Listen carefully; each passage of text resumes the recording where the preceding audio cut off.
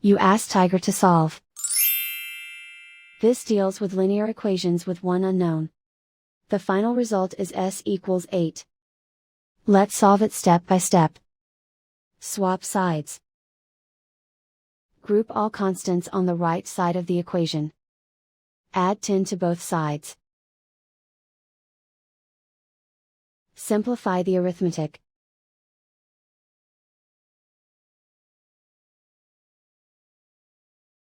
Isolate the s.